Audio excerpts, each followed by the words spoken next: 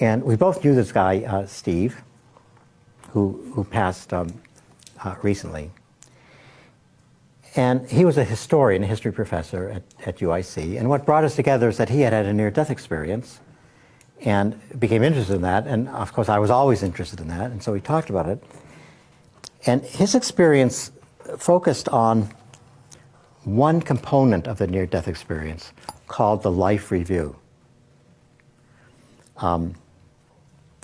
Now, this is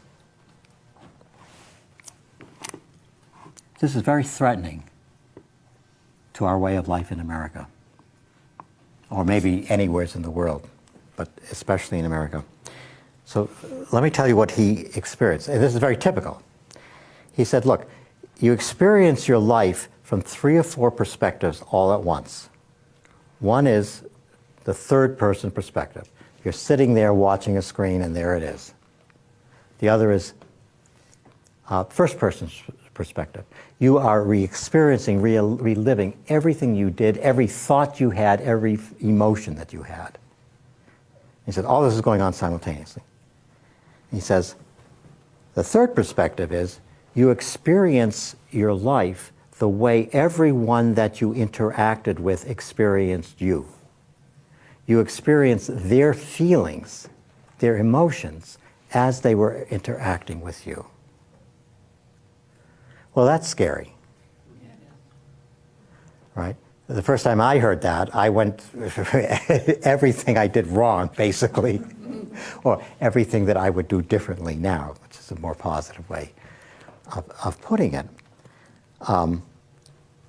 But many people have not been kind to others.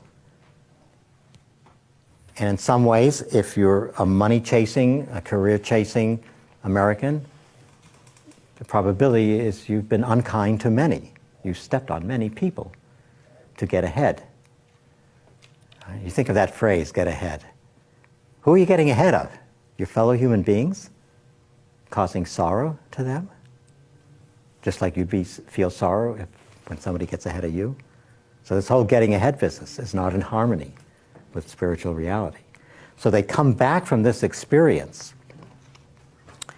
Every unkind word they said to another, they feel as happening to them, as having happened to them, the unkindness that the other felt.